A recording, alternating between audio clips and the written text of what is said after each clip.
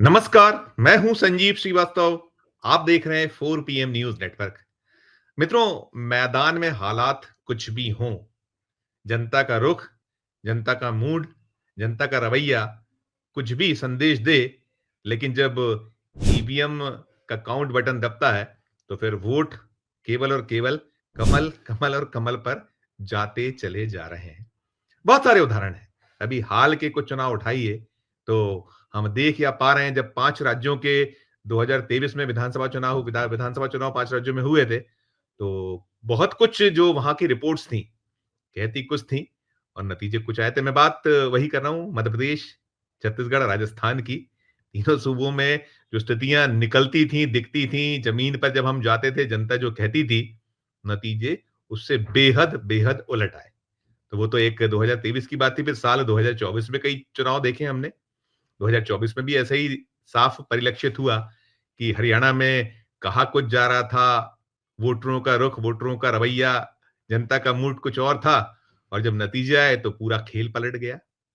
फिर हमने महाराष्ट्र में वो देखा, इसके बाद अभी हाल ही में दिल्ली में कुछ नज़र आया और बहुत साम, नाम, दंड, भेद, अलग-अलग जो जुगतबाजियाँ भारतीय जनता पार्टी माहिर हो चुकी है, पारंगत हो चुकी है कि कैसे खेल करना है, खेला करना है। वो सब बार-बार निकलता है और इसे लेकर शिकवे हैं, शिकायतें हैं। जो इलेक्शन कमीशन ऑफ इंडिया है, अब तो चले गए राजीव कुमार साहब, लेकिन वो कैसे मतदाता सूचियों का खेल या कैसे वोट कम करना, वोट ज़्यादा बढ़ा दिया जाना, प्रतिशत मतों का कितने दिन बाद आना और साथ-साथ मतदाता सूचियों की जो बात करता हूँ, तो कहीं वोटर एकदम से बढ़ जाते हैं और कहीं वोटर कम हो जाते हैं। बहुत सारे खेल हो रहे हैं और इसे लेकर कोर्ट कचहरी भी चल रही है। इन सब के बीच अब जो मोदी सरकार में मंत्री हैं, मध्य प्रदेश के 4 बार के मुख्यमंत्री रहे शिवराज सिंह चौहान, कृषि और ग्रामीण विकास विभाग का दायित्व वे मोदी सरकार में संभाले और शिवराज सिंह चौहान ने गत दिवस जो खुलासा किया है भोपाल में, बीती शाम, अभी मैं ये सुबह आज वीडियो बना रहा हूँ 28 फरवरी का दिन है, तो 28 फरवरी के ठीक 1 दिन पहले 27 फरवरी को शिवराज सिंह चौहान मध्य प्रदेश के दौरे पे थे और मध्य प्रदेश की राजधानी भोपाल में उनका एक कार्यक्रम था और उस कार्यक्रम में शिवराज सिंह चौहान ने साफ कर दिया है कि चुनाव आखिर जीत कैसे रही है बार-बार भारतीय जनता पार्टी। और बेशक, बेशक जो शिवराज सिंह चौहान ने कहा है, वो आँखें खोल देने वाला है। बहुत कड़वा सच है और इतनी बेबाकी से इसे अब स्वीकार कर लेना, कहीं न कहीं हम कह सकते हैं कि शिवराज सिंह चौहान की ये साफगोई जो है, बेशक बेशक ठीक बात है लेकिन दिक्कतें तो पैदा करती है कि कैसे कुछ क्या चल रहा है देश भर में, कैसे वोटरों को अपने पक्ष पाले में करने के लिए खेल हो रहे हैं।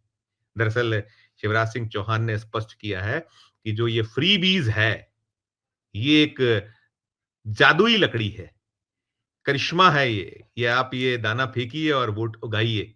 और याद करिए कि जो मध्य प्रदेश में विधानसभा के 2023 में चुनाव हुए थे, शिवराज सिंह चौहान मुख्यमंत्री होते थे और उसके उस दौर में चुनाव चल रहे थे मध्य प्रदेश में, तो मामा ने उसके ठीक पहले चुनावों की जो आहट सुनाई देने लगती है, दे रही थी, तब कुछ उन्होंने अनाउंस किया था वो लाडली बहना योजना और वो लाडली बहना योजना ने गेम चेंज करके रख दिया था। उम्मीद कोई नहीं कर रहा था कि मध्य प्रदेश में भारतीय जनता पार्टी वापसी कर पाएगी। ये निकल रहा था कि कांटे का मुकाबला हो गया। पहले तो था कि कांग्रेस आ रही और भारतीय जनता पार्टी जा रही। शिवराज सिंह चौहान की अगुवाई वाली सत्ता जो है अब 2023 में उसका समापन हो जाएगा और भारतीय जनता पार्टी की मध्य प्रदेश की सत्ता से विदाई हो जाएगी। लेकिन निकला उलट।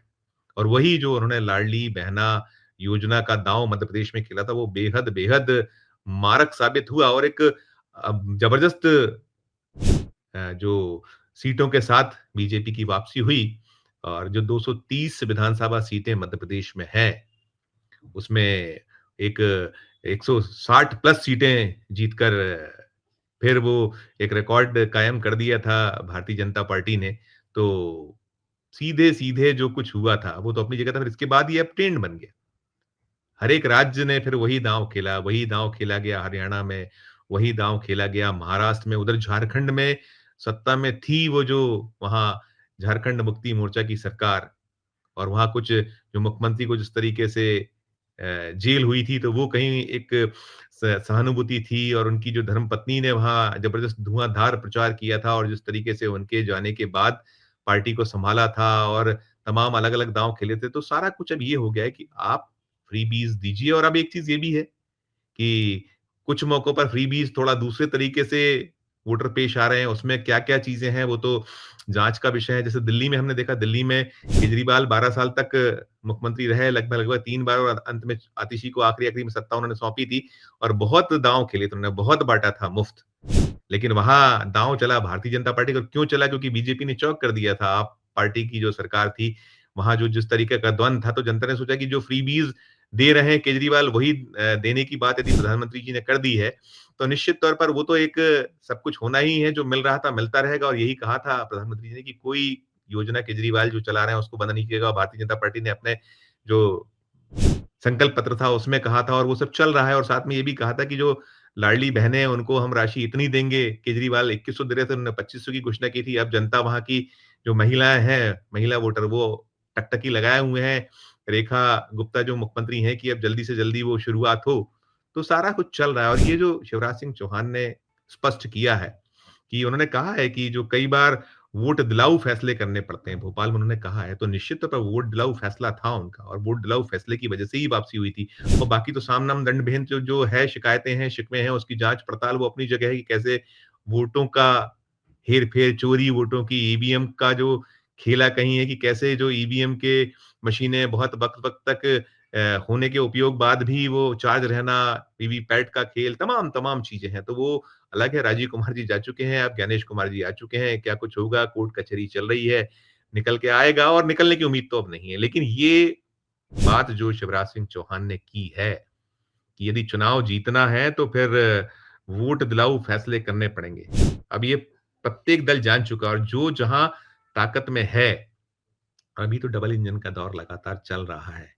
डबल इंजन में मोदी केंद्र में है और जो बीजेपी की सरकारें अलग-अलग सूबों में वो चाहते हैं कहीं न कहीं उनकी जो ये एक कहते हैं बार-बार कि मोदी की गारंटी यानी गारंटी पूरा होने की गारंटी है। तो फिलहाल तो जनता में चल रहा था। हालाँकि 2024 के लोकसभा चुनाव में खुद मोदी को उस तरीके से जनता ने नहीं हाथों-हाथ लिया जैसा कि अभी हमने देखा हरियाणा में जो हुआ या महाराष्ट्र में जैसा एक ज़बरदस्त वो जनादेश प्राप्त हुआ, वहाँ जो अलायंस थे और अभी चल रहे हैं द्वंद्व और लड़ाइयाँ चल रही हैं, लेकिन कुल मिलाकर जो शिवराज सिंह चौहान ने साफ किया है, केंद्रीय कृषि मंत्री, केंद्रीय ग्रामीण विकास विभाग के मंत्री और मध्य प्रदेश के 4 बार के मुख्यमंत्री रहे शिवराज मामा ने कि यदि आपको चुनाव जीतना है तो फिर ये वोट दिलाऊ फैसले करने पड़ेंगे। हालाँकि इसकी बड़े दुष्परिणाम भी हैं और गले-गले तक कर्ज में डूब रही हैं सरकारें। मध्य प्रदेश की सरकार पे अब जो 31 मार्च आएगा तब तक 4 लाख करोड़ का कर्ज हो जाएगा।